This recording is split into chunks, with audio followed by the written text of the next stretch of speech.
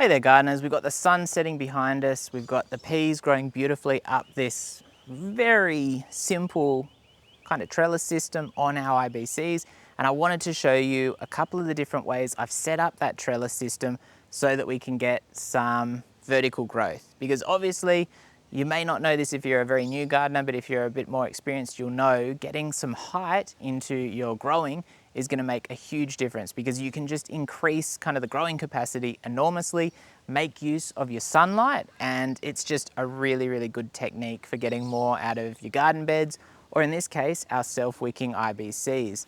Now, I've got this at this back side of the IBC. We're heading into winter, so in winter, the sun comes through here a lot. It kind of does come across from over there, but having it positioned here is I would say, the best compromise for getting that good afternoon light for our peas, which we want to be really productive. It also does mean that we're not shading out the rest of our garden bed with our trellis system. Now, this is actually just a piece of fencing essentially, and I got this free from a family member who had basically like a seed bench set up at their place that they didn't need, and so we were able to take it apart, grab all these panels. We've put together a lot of them as our own kind of seed bench up there to use, which isn't really being used a lot, but some of these more odd shaped and sized panels, which have been cut a little bit unusually, work quite well as a not too tall trellis system here. And all I've done is I've used a heavy gauge wire to basically stick it to the side of our IBC cage, and it has got a bit of movement in it, but it's pretty rigid, and I don't think with the peas there'll be any issues with them getting too heavy and kind of causing it to break or anything like that. So while it's not the prettiest solution, it is working, and if you can pick these panels up at the tip or something like that really cheap, anywhere that you see these panels cheap, I'd grab them, because they've got so many uses in the garden. They're amazing. But I'll show you an option that's probably a bit more realistic if you've got to go out and buy stuff. So these two options here are basically just a 10 centimeter by 10 centimeter piece of mesh, 2.4 meters long, 1.2 meter wide. So it's 100 by 100 mesh. And so it's quite a cheap panel. It's quite a rigid panel as well. I don't know if you can see it on the camera, but I've bent the top over, so it does have a bit of bend to it. But this is one of the lighter meshes, and it's cheaper. So I think it was 45 bucks last year to buy a panel of this. It's 50 bucks this year. Inflation is going crazy, but this is half a panel to set up quite a tall piece of trellis. And we have just used a couple of pieces of just a hardwood stake that we had lying around, basically from a previous owner of the property, and we've used those to get us our uprights, and then we've just tied this in. Again, we've used a heavy duty or a heavy gauge wire to hold everything in place. It's connected in multiple positions that hold these uprights up, and then it's also held onto the uprights themselves. And so again, it's not the super elegant solution, but it's going to do the job.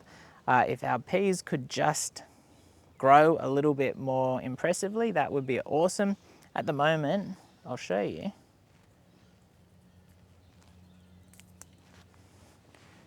There's a pea on them, but they're not growing up our trellis. It's quite irritating. And we have had some issues. These are all grown from seed. We have had some issues where stuff grown from seed, there's been a little bit of a mix up on whether they're, you know, like a determinate or indeterminate tomato, or if they're a vining plant or a bush plant, things like that. We have had some issues in the past, so that could be a mistake on our end. A lot of our seeds that were supposed to be something else have turned out to be tomatoes as well. So yeah, there's been some confusion, but these, unlike on the first trellis we looked at, are not climbing up it rapidly, which is annoying me. Not bad, a little bit stringy. So we move over to our third trellis system. This one is just straight up in the air. So it'd be probably about 2 meters tall. We have lost a little bit of it down the bottom where we've reinforced it onto our IBC cage, which makes a really good mounting point, but you still need these uprights of some type. You could probably use like a heavy duty bamboo upright. You could use really almost anything. And as long as it's got the rigidity to hold your trellis in place, and you should be sweet. And so again, this one here is the other half of our panel. And so this one has the cut off square of the mesh. And I've just basically bent those over so we can still use them as a mounting point. I ran out of heavy duty wire, and so I used a lighter gauge wire there. I used maybe a little bit more. It's reinforced in at a lot of locations, again, to just keep it fairly secure. And I think because we've mainly got beans or peas, I should say, that are going to be growing up this, it shouldn't be a drama. And so this one's straight up. I'm interested to see how that goes versus the one which has got a little bit of an arch in it, where it cascades back over, because I thought that might be a bit artistic, but I'm not too sure about that, and we'll see if the peas even grow up there. As far as the tools you need, basically a pair of pliers or clippers, side clippers to cut your wire and to help shape it, because it's a little rough on the hands to do that. Your mesh, if you're cutting it, I use an angle grinder. You can do it with a set of bolt cutters as well. You could do it with a little metal handsaw. There's a lot of different ways, but obviously a little angle grinder does the job easiest. Bolt cutters being pretty easy as well. And then just with our uprights, these are a hardwood stake. I think any stake would do. Just make sure it's got a bit of strength to it. And these are sitting on the gravel under our IBCs, and that just means that they're less likely to rot out or have issues like that, because that is a genuine concern and you want them to last as long as possible. So obviously I'm not 100% sure what the stakes would cost you if you were buying them, because we just had them laying around. But these big panels are $50 each, and I got 2 trellises out of it. But if I didn't need them as tall, if I only needed, say, maybe a 1.2 tall trellis, I would have got 4 out of this panel.